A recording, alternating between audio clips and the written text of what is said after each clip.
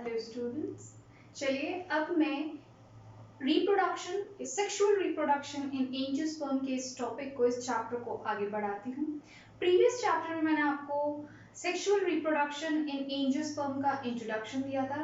Angiosperm क्या होते हैं ये थोड़ा सा आप लोगों के साथ डिस्कस किया था। रिप्रोडक्शन की इंपॉर्टेंस क्या होती है ये बताया था, ठीक है। और मैंने साथ साथ वहाँ एक और आपको बात कही थी कि सेक्सुअल रिप्रोडक्शन के लिए एंजियोस्पर्म के अंदर सबसे इम्पॉर्टेंट जो उनकी बॉडी का पार्ट है वो है फ्लावर। फ्लावर के बिना उनके अंदर सेक्सुअल रिप्रोडक्शन नहीं हो सकता। तो फ्लावर ही वो पॉइंट है, वो एक स्पेशल ऑर्गन है जिसकी मदद से ये सेक्सुअल रिप्रोडक्शन करते हैं। तो इस चैप्टर को डिटेल में पढ़ने से पहले सबसे इम्पॉर्टेंट, सबसे पहला जो पॉइंट हमें डिस्कस करना है वो फ्लावर ही होना चाहिए। चलिए देखिएगा, एनसीईआरटी ने फ्लावर के अंदर एक बहुत ही इम्पोर्टेंट लाइन मेंशन की है, वही मैं आपके साथ में सबसे पहले डिस्कस करूंगी। ये एनसीईआरटी की लाइन है, ध्यान से सुनिएगा।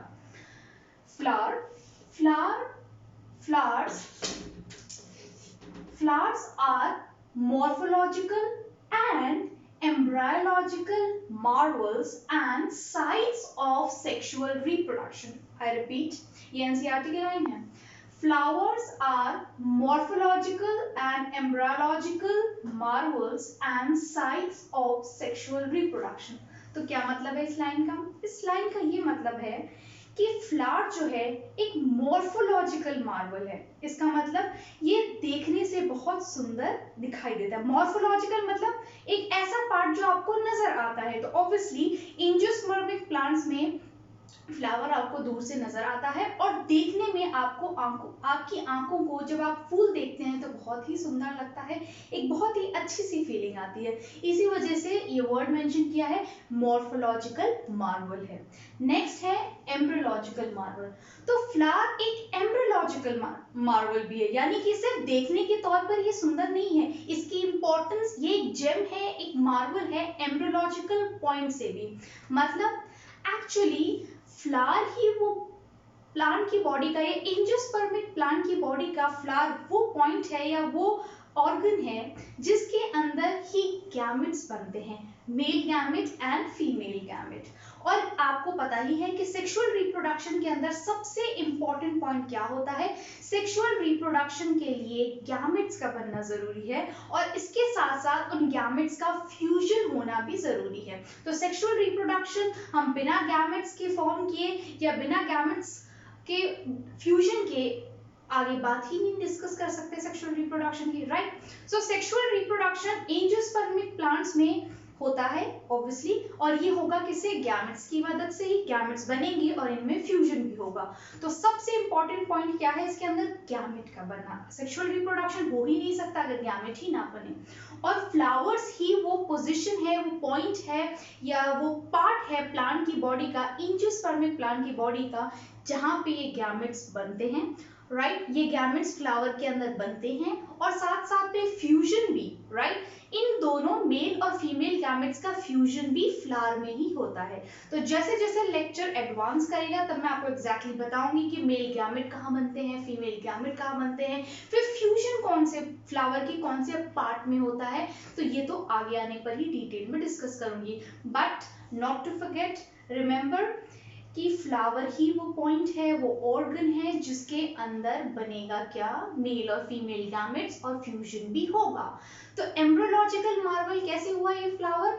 क्योंकि फ्लावर वो पॉइंट है, वो ऑर्गन है जहां गैमेट्स बनेंगे, गैमेट्स का फ्यूजन होगा, फर्टिलाइजेशन होगा और फ्लावर ही वो चीज है जिसके अंदर सीड का फॉर्मेशन होगा।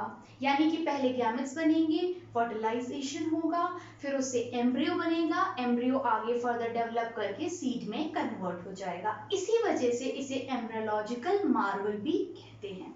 नेक्स्ट क्या है? It is site of sexual reproduction. तो मैंने बता ही दिया कि फ्लावर के अंदर ही गैमेट्स बनेंगे और गैमेट्स फ्यूज भी फ्लावर के अंदर ही होते हैं। इस वजह से फ्लावर जो है एक सेक्सुअल, एक तो एम्ब्रियोलॉजिकल मार्वल भी है और साथ साथ में साइट भी है, फ्लावर साइट भी है किसकी? सेक्सुअल रिप्रोडक्शन की। नेक्स्ट पॉइंट इंपॉर्टेंट, आप ध्यान दीजिएगा इस पे, ये भी बहुत इंपॉर्टेंट और बहुत ही अच्छी लाइन है, फोकस कीजिएगा इस पे। Flower is a reproductive shoot. तो यहाँ पे दो इंफॉर्मेशन दी है आपको, बहुत ध्यान से सुनिएगा। एक तो फ्लावर क्या है, शूट है, क्या है, शूट है। और कैसा शूट है, रिप्रोडक्टिव शूट है। तो आप मुझसे पूछ सकते हैं कि मैम शूट और किस किस टाइप के होते हैं, तो शूट रिप्रोडक्टिव भी हो सकता है और शूट वेजिटेटिव भी होता है, राइट। जिन शूट के ऊपर फूल नहीं लग रहे हैं, यानी फ्लावर्स का प्रोडक्शन नहीं हो रहा है, वो सारे के सारे वेजिटेटिव हैं। और जिनके ऊपर फ्लावर्स लग रहे हैं या फ्लावर प्रोड्यूस हो रहे हैं, वो रिप्रोडक्टिव शूट है।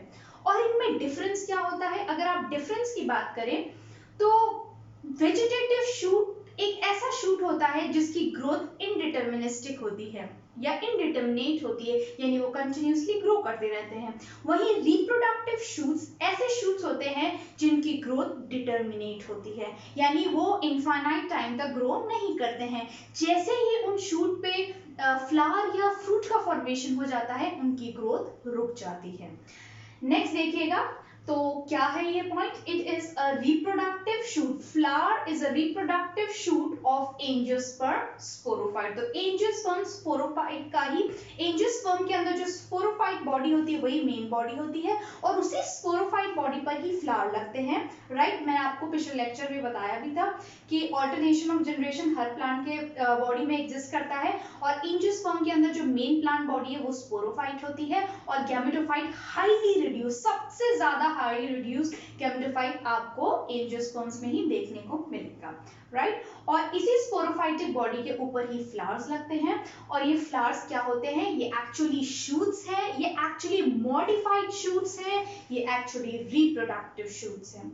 नेक्स्ट लाइन आपको फोकस करनी है किस पे, it is a complete or typical flower, a complete or typical flower consists of 4 whorls। क्या मतलब है इस लाइन का, देखिए फ्लावर कई तरीके के होते हैं, वैरायटीज में भी, राइट। लेकिन टेक्निकल टर्म में अगर मैं बात करूं या बॉटनिकल टर्म में बात करें तो फ्लावर जो होता है कंप्लीट भी हो सकता है और इनकम्प्लीट भी हो सकता है। एक टिपिकल, एक कंप्लीट फ्लावर हम उस फ्लावर को बोलेंगे जिसके अंदर 4 वर्ल्स या 4 घेरे मौजूद होते हैं। वो कौन से होते हैं ये भी मैं अभी बताऊंगी। अगर इन 4 वर्ल्स या इन 4 घेरों में से कोई एक वर्ल या एक घेरा भी एब्सेंट हो, इसका मतलब वो कंप्लीट नहीं है, वो टिपिकल नहीं है। तो एक टिपिकल कंप्लीट एंजियोस्पर्मिक फ्लावर के अंदर 4 टाइप्स ऑफ वर्ल्स यानी 4 टाइप्स ऑफ सर्कल्स या हिंदी में कहूं 4 तरीके के घेरे पाए जाते हैं। देखिएगा, और वो अब देखिएगा ये जो 4 वर्ल्स हैं इनको भी डिवाइड कर दिया गया है। 2 वर्ल्स हैं यानी 2 वर्ल्स को एसेंशियल कहा गया है और बाकी 2 को नॉन एसेंशियल क्या कहा गया है।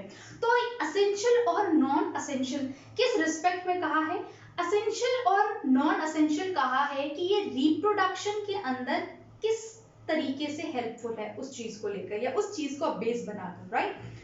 तो जिन 2 वर्ल्स को हम क्या कह रहे हैं, एसेंशियल कह रहे हैं, ये वो दोनों वर्ल्स जो हैं या वो 2 घेरे सेक्सुअल रिप्रोडक्शन में डायरेक्टली पार्टिसिपेट करें, यानी कहीं ना कहीं उनके अंदर गैमेट का फॉर्मेशन होगा। और वही जो 2 घेरे हैं जिन्हें हम क्या कह रहे हैं, नॉन एसेंशियल कह रहे हैं, ये जो दोनों वर्ल्स हैं, ये जो दोनों घेरे हैं, इनका सेक्सुअल रिप्रोडक्शन में डायरेक्टली कोई रोल नहीं होता है, राइट। देखिएगा 4 वर्ल्स है, इसमें से 2 को हमने एसेंशियल कहा है, तो 2 एसेंशियल वर्ल्स हैं और इन्हीं 2 एसेंशियल वर्ल्स जो है इन्हें फर्टाइल वर्ल्स भी कहा जाता है।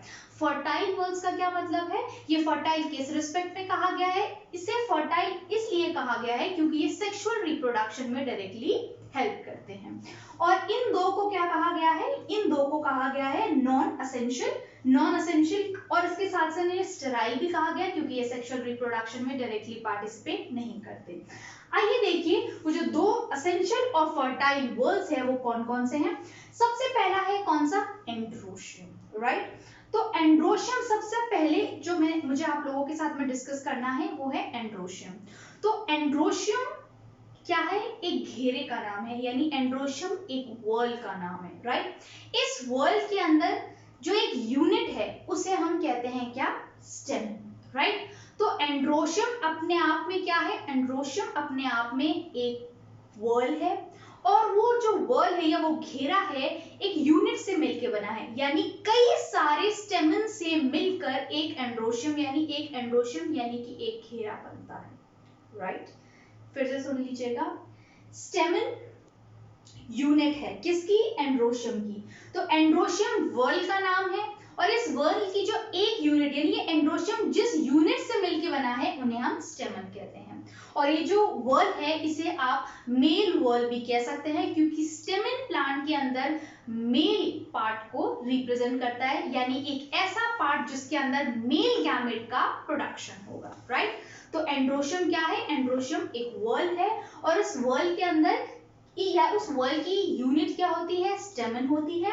और स्टेमन जो होते हैं अपने आप में भी दो चीजों से मिलके बने होते हैं या दो पार्ट्स होते हैं। स्टेमन में एंथर होता है और फिलामेंट होता है।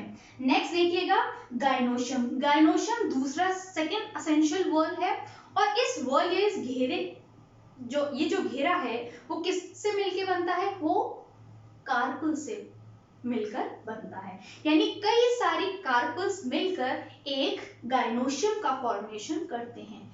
यानी कि आई होप ये आपको क्लियर हुआ हो कि गाइनोशियम जो है एक वर्ल का या एक घेरे का नाम है, वहीं ये जो घेरा ये जो वर्ल है वो जिस यूनिट से मिलके बना है उसे हम कार्पल कहते हैं, राइट। और कार्पल फ्लावर के अंदर फीमेल पार्ट को रिप्रेजेंट करता है क्योंकि फ्लावर के अंदर जो फीमेल गैमेट बनेगा वो कार्पल के अंदर ही बनेगा।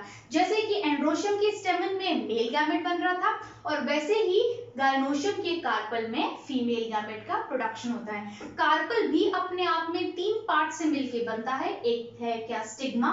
स्टिग्मा वो ऊपर वाला पार्ट होता है जिसपे पोलन ग्रेन आता है, या ऐसे कहूं कि स्टिग्मा कार्पल का स्टिग्मा वो पार्ट होता है जो पोलन ग्रेन को रिसीव करता है। नेक्स्ट है स्टाइल, एक लॉन्ग सिलेंडर ट्यूब लाइक होता है। और नेक्स्ट है ओवरी। ओवरी बेसल स्ट्रक्चर है, स्वोलन स्ट्रक्चर है और ओवरी के अंदर ही एग्जैक्टली फॉर्मेशन होता है मेल गैमेट का।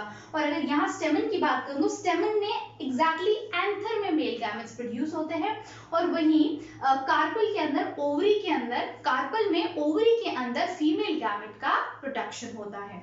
नेक्स्ट देखिएगा जो दो नॉन एसेंशियल वर्ल्स हैं, सबसे पहला है क्या बताया मैंने आपको, कैलिक्स, और उसके बाद में क्या बताया है, कोरोला। ठीक है, तो कैलिक्स और कोरोला क्या है, कैलिक्स और कोरोला भी वर्ल्स के नेम हैं।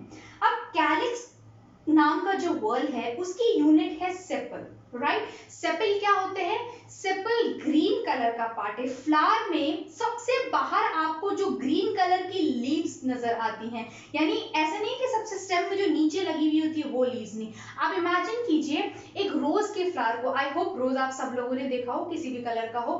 रोज जो फ्लावर अगर आप लेकर आए हैं तो उसमें जो मान लीजिए वो पिंक कलर का है, तो पिंक कलर के जो पेटल्स हैं उनके जस्ट नीचे आपको थोड़े बहुत 3-4 ग्रीन कलर की ऐसे लीफ लाइक स्ट्रक्चर्स नजर आते हैं।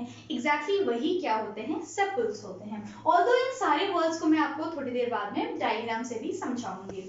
तो कैलिक्स क्या है, कैलिक्स एक ऐसा वर्ड है जिसकी यूनिट क्या है, सेपल, यानी कई सारे सेपल मिलके एक कैलिक्स का या एक वर्ड जिसका नाम कैलिक्स है उसका प्रोडक्शन करते हैं। नेक्स्ट जो है वर्ड उसका नाम है कोरोला, और कोरोला अपने आप में किससे मिलके बनता है, पेटल से, यानी कई सारे पेटल्स मिलके एक कोरोला का फॉर्मेशन करते हैं। आई रिपीट माई सेल्फ, कैलिक्स और कोरोला वर्ड यानी घेरों के नाम है, और वहीं सेपल क्या है, वो यूनिट है, जो वो सारी यूनिट जो मिलके क्या बनाएगी, कैलिक्स, और पेटल्स मिलके, यानी पेटल्स किसकी यूनिट है, कोरोला की, और पेटल्स ही मिलके क्या बनाते हैं, पेटल्स मिलके वॉल बनाते हैं, घेरा बनाते हैं, जिसे हम कोरोला कहते हैं। ठीक है, तो और अगर ऑर्डर की बात करूं तो एक फ्लावर, वही रोज का फ्लावर ही आप इमेजिन कर लीजिए। रोज के फ्लावर में ध्यान दीजिएगा, सबसे बाहर सबसे आउटर मोस्ट जो आपको ग्रीन कलर का छोटे छोटे आपको जो लीव्स दिखेंगी, राइट, उन्हें हम क्या कहते हैं, सेपल कहते हैं। और वही आउटर मोस्ट यानी कैलिक्स सबसे बाहर वाला आउटर मोस्ट घेरा यानी वर्ल होता है। उसके बाद उसके अंदर उसके इनर मोस्ट पे देखें तो अगर बाहर से अगर हम चल रहे हैं तो सबसे बाहर क्या हुआ, सबसे बाहर हमें क्या नजर आएंगे, सबसे बाहर कैलिक्स वाला वर्ल, ठीक है, जिसके यूनिट के क्या कही गई है, सेपल। उसके बाद में अगर मैं बात करूं नेक्स्ट वर्ड क्या है, कोरोला, और उसकी एक एक यूनिट यानी वो कोरोला किसका बना है, वो पिंक कलर के जो पेटल्स आपको नजर आ रहे हैं। फिर अगर आप ठीक से उस रोज के फ्लावर को ओपन करने की कोशिश करेंगे तो आपको कुछ येलो येलो कलर के ग्रैन्युलर स्ट्रक्चर्स आपको नजर आएंगे जो किसी एक वायर लाइक स्ट्रक्चर से कनेक्टेड होंगे, राइट। वो कौन सा घेरा है, वो एंड्रोशियम है, राइट, जिसकी यूनिट क्या है, जिसकी यूनिट है स्टेमन। तो एंड्रोशियम किससे मिलके बना होता है, कई सारे स्टेमन से। फिर सबसे अंदर आपको जो एक, अब कई सारे फ्लावर्स होते हैं, अलग अलग टाइप के फ्लावर होते हैं। कुछ फ्लावर्स में एक ओवरी हो सकती है, सॉरी एक कार्पल हो सकता है, और कुछ फ्लावर्स ऐसे होते हैं जिसमें एक से ज्यादा हो सकता है, और कुछ ऐसे भी होते हैं जिसमें कई कार्पल्स होकर वो फ्यूज होते हैं और आपको नजर जो है एक ही आते हैं, राइट। तो आप किसी भी टाइप के फ्लावर को इमेजिन कर सकते हैं, पर सबसे इनर मोस्ट जो वर्ल्ड नजर आएगा आपको वो होगा क्या, गाइनोशियम, और जो किससे मिलके बनता है, कार्पल से मिलके बनता है। तो ऑर्डर की बात करें तो सबसे बाहर calyx, then corolla, then androecium, और सबसे सेंटर में कौन आएगा, gynoecium. I repeat my self, calyx, corolla, gynoecium and androecium, ये चारों क्या हैं, ये चारों वर्ल्स यानी घेरों के नाम हैं। और वहीं पेटल्स, सेपल्स, कार्पल एंड स्टेमन, ये सारे ऑर्गन्स या यूनिट हैं इन अलग अलग रिस्पेक्टिव वर्ड्स की। चलिए अब मैं आप लोगों को यही वर्ड्स एक डायग्राम की हेल्प से शो करूंगी, वहीं आपको एक बार फिर से समझाने की कोशिश करूंगी।